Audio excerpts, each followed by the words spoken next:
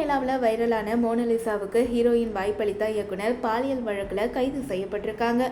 மத்திய பிரதேச மாநிலம் இந்தூரை சேர்ந்த பெண் ஒருத்தங்க தன்னுடைய குடும்பத்தாரோடு சேர்ந்து கும்பமேளாவில் ருத்ராட்ச மாலை வியாபாரம் செஞ்சு வந்தாங்க. இவங்களுடைய அழகிய தோற்றம் காண்போரை வசீகரிச்சது. யூடியூபர் ஒருவர் இவரை வீடியோ எடுத்து பதிவேற்றம் செய்யவே சமூக வலைதளங்களில் பெரும் வைரலாக மாறினாங்க அந்த பெண். அவங்களுடைய தோற்றத்தை வச்சு அவங்களுக்கு மோனலிசா போஸ்லே அப்படின்னு நெட்டிசன்கள் பெயர் சூட்டினாங்க. செல்ஃபி தொந்தரவு தாங்க முடியாமல் கும்பமேளாவிலிருந்து தன்னுடைய சொந்த ஊருக்கு புறப்பட்டு போயிட்டாங்க மோனலிசா. அதுக்கப்புறமா சமூக வலைதளங்களில் பிரபலமாக மாறிட்டாங்க. யூடியூப் சேனல், இன்ஸ்டாகிராம் பக்கம் அப்படின்னு சொல்லிட்டு இவங்களுக்கு ஒரு பெரும் ரசிகர் கூட்டம் உருவாச்சு. தனக்கு இருக்கக்கூடிய செல்வாக்கை பயன்படுத்தி யூடியூப் சேனல் ஒன்றை தொடங்கி அதில் வீடியோக்களை வெளியிட்டு வராங்க. அதோட பாலிவுட்லேயும் நுழைவீர்களா அப்படின்னு கேட்டதுக்கு வாய்ப்பு கிடைச்சா கண்டிப்பாக நடிப்பேன் அப்படின்னு சொல்லியிருந்தாங்க. சனோஜ் மிஸ்ரா இதுக்கு முன்னாடி ராம்கி ஜன்மபூமி உட்பட ஏராளமான படங்களை இயக்கியிருக்காரு. இப்போது டைரி ஆஃப் மணிப்பூர் அப்படிங்கிற படத்தை இயக்கி வராரு. இந்த படத்தில் நடிக்க மோனலிசாவுக்கு வாய்ப்பு கொடுக்க தயாராக இருப்பதாக தெரிவித்தார்.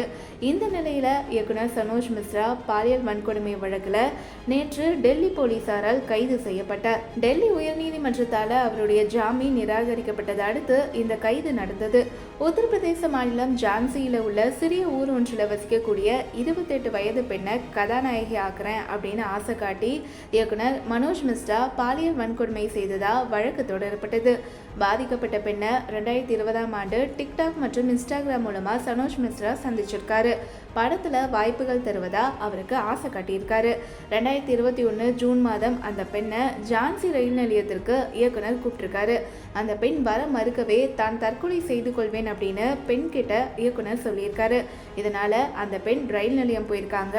அங்கிருந்து அந்த பெண்ணை ரெசார்ட்டுக்கு கூட்டிகிட்டு போய் பாலியல் வன்கொடுமை செஞ்சுருக்காரு. அதை படம் பிடிச்சு அந்த பெண்ணை மிரட்டி தான் செல்லக்கூடிய இடங்களுக்கு வரவழைச்சு அந்த பெண்ணை பாலியல் வன்கொடுமை செய்து வந்திருக்காரு. மேலும் அவரை திருமணம் செய்து கொள்வதா ஏமாற்றி மும்பைக்கு அழைத்து சென்று லிவ்-இன் உறவில் வாழ நிர்பந்திச்சிருக்காரு. இந்த காலகட்டத்தில் 3 முறை அந்த பெண்ணை கட்டாய கருக்கலைப்புக்கும் உட்படுத்தியிருக்காரு. கடந்த பிப்ரவரி மாதம் அந்த பெண்ணை கைவிட்டுட்டாரு. மேலும் போலீஸில் புகார் கொடுத்தா அந்தரங்க படங்களை வெளியிடுவேன் அப்படின்னு மிரட்டியிருக்காரு. இதை தொடர்ந்து அந்த பெண் போலீஸில் புகார் கொடுத்திருக்காங்க.